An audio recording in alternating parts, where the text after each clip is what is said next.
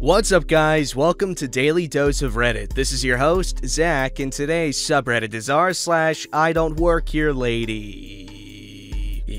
Cola. Yeah.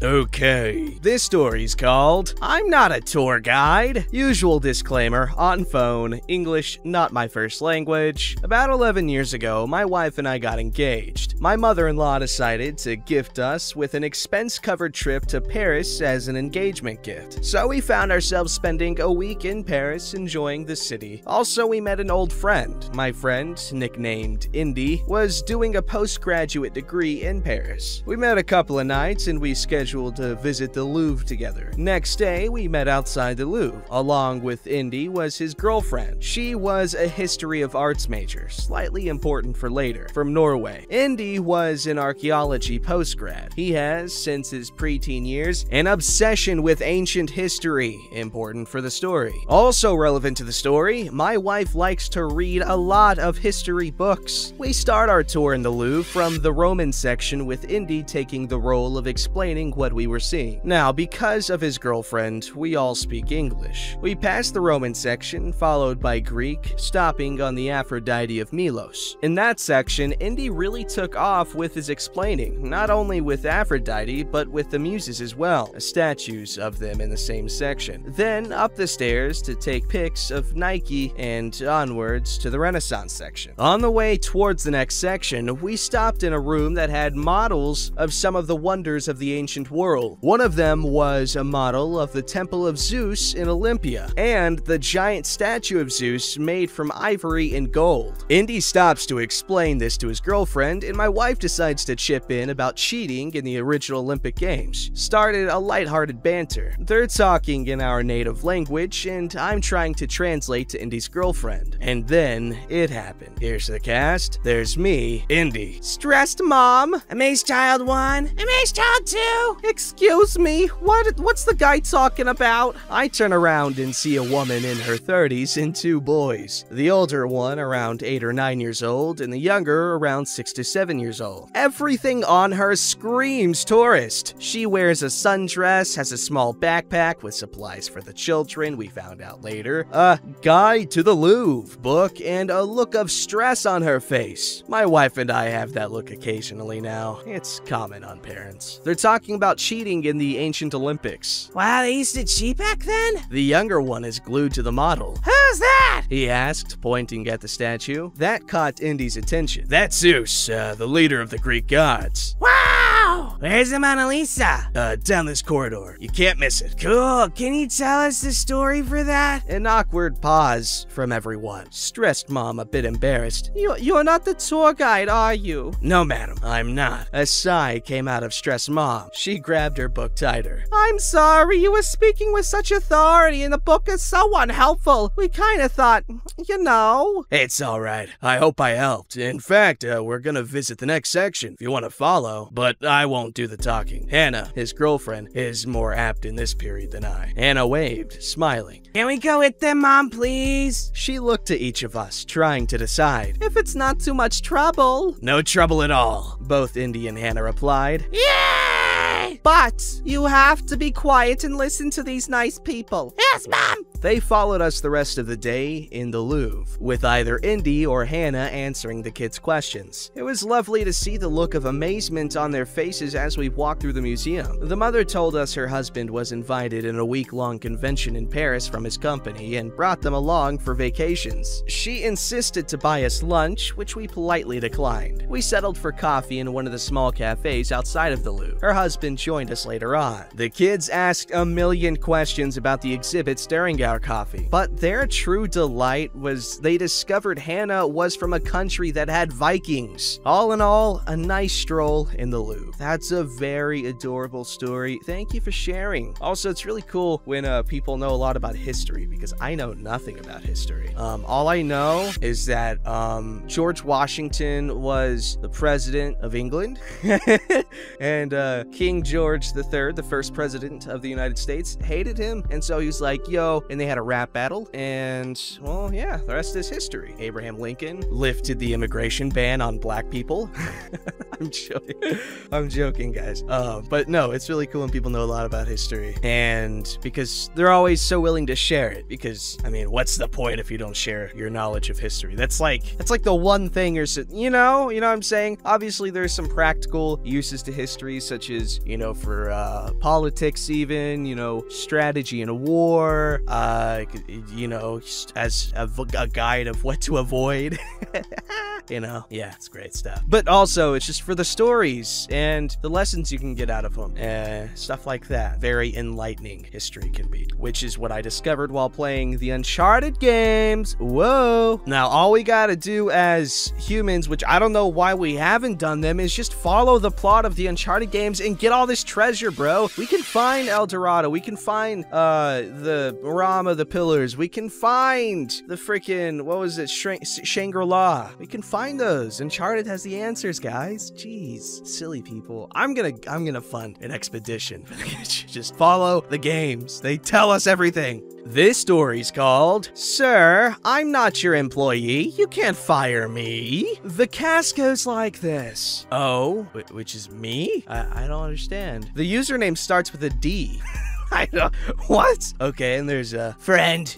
Mother, kid, manager. This anecdote arose a year ago. I was leaving high school with my friend, and it occurred to us to go to a shopping center that was about 15 minutes from school. When my friend and I arrived, we saw a new sports store. We went to see the football helmets. We both play football. No big deal, we're pretty cool. Because I wanted to improve my equipment to a more recent equipment. Yes. I stayed in the store while my friend told me, I'm gonna go find something to eat. If you don't go soon, there won't be anything left for you. So I tried to hurry by choosing one of the models. Whoa, I thought you were at a sports store. Now we're picking models? Whoa. But then a mother with his son approached me, asking me questions about which model is better. I was already in a hurry to go eat with my friend, but this woman brings her son closer to me. He asks if I can help him try on some things. I don't know why, but I agree. The boy was very thin and pale, so I asked him, what position do you play? I don't know yet. It's my first time playing football. Oh, I understand. By your physique, I suppose they'll make you a cornerback or receiver. Let me show you some things that will serve you. Are you a cornerback? No, I'm a linebacker, but I have played in most positions. I finished showing her some accessories, and then he goes back to his mother. She gives me everything back and says, thank you very much. Can you take it to the cashier and charge it to this card? I'm sorry, lady, but I don't work here. Of course, you helped us in everything. It was simple kindness, lady. You're lying. How can you treat us like that? Bring your manager. Lady, I repeat that I am not an employee. The lady was yelling a lot, to which the manager turns her chair. Yes, this idiot was on his phone behind a large desk. What's happening? Just charge him and that's it. I'm not an employee. You should know it since you're the manager. You know what? Get out of my store. You're fired. This guy was always on his phone. He didn't even turn to look at me. I'm not gonna go. I haven't done anything. Security! Get this guy out of here. A security employee approaches me and tries to push me. I was bigger than him, so I dodged him, making him slip. Isn't it easier to dodge if you're smaller? I don't... What? Okay. This guy gets angry and calls the mall supervisor. This guy arrives and asks what is happening. When the mother intervenes. This kid is a liar. They fired him and he got very aggressive. The supervisor looks at me, says that my uniform is from school, not from the store. Everyone is silent, and the guy asks to see the security camera since he doubts that I have done something wrong. When they see the video, they realize that I had entered the store first, and then I helped the child. In the end, it shows how the manager does not even turn to look at me, and that the security guard tried to push me without reason. The manager kept apologizing to me, repeating that he had a 50% discount on my purchase. The lady was very sorry for yelling at me, and the security guard was fired. He had already had some incidents of unnecessary violence recorded. Whoa. But the worst part was that I didn't get a single piece of KFC chicken that my friend bought. Blasphemy. And now I understand Thanos, bro. Thanos was right. Kill half of everything. I'm tired. Actually, I'm not really tired. I should be, given that it's 2 a.m., but I'm not tired. Don't ask me how. As my sleep schedule's just weird. That's why. Anyway. Anyway, this guy's cool for helping out the little dude. You know, with team sports and stuff, it's important to have that encouragement early on, in that sense of, hey, you belong here, so you don't, you know, feel like left out. It's important, and this guy was helping out. It's nice. Very nice. This story's called, He's Supposed to Be Setting an Example. This story doesn't fit with the retail environment of this thread stories, but I've noticed a theme of deserving entitled receiving their karmic comeuppance. So I submit this for your consideration. Years ago, when I was attending Naval Nuclear Power School in Orlando, my best friend and I were involved in an incident at the Navy Exchange on base. It was payday, so after class, best friend and I headed over to the exchange to cash our checks and pick up a few things. The exchange was part of a cluster of shops with a covered area connecting them. With the blazing Florida sun that day, there was quite a crowd gathered in the shaded area. As we were headed for the door of the exchange, we saw a well-dressed, late middle-aged woman carrying a large number of packages trying to get through the door. Why she didn't have a cart for all of her packages, I have no clue. Best friend and I each grabbed one side of the double doors and opened them up for her. Just as she's coming through the door, Lieutenant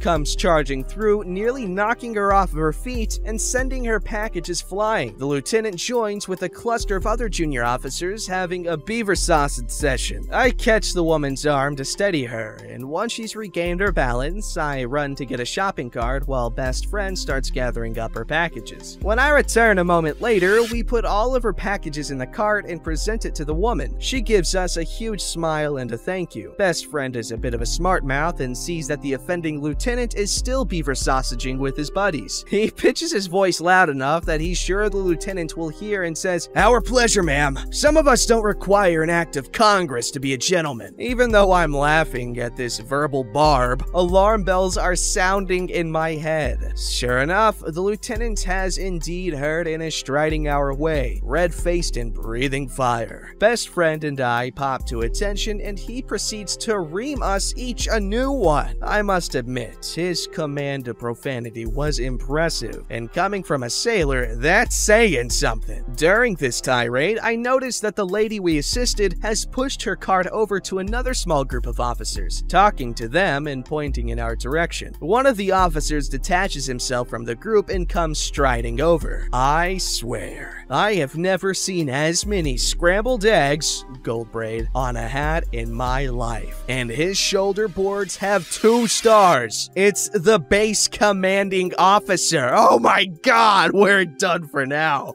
Best friend and I are starting to reach for our IDs and getting ready to be put on report. He looks at best friend and me and says, "Gentlemen, thank you for assisting my wife. You may go now." We snap our salutes and a brisk, "Yes, sir," and beat feet into the exchange. We look back through the glass wall to see the lieutenant standing at a very rigid attention while the admiral reduces him to a quivering puddle. I don't know what happened after that, but it's likely that he had very limited advancement potential and wasn't very happy with the choices of duty stations he had available to him. Yikes. But that's badass. There's always a bigger fish, as they say, especially in the military. You gotta be careful, I'm assuming. I don't know. I don't have military experience. This thing I have had to that is a freaking white grandpa that sings country.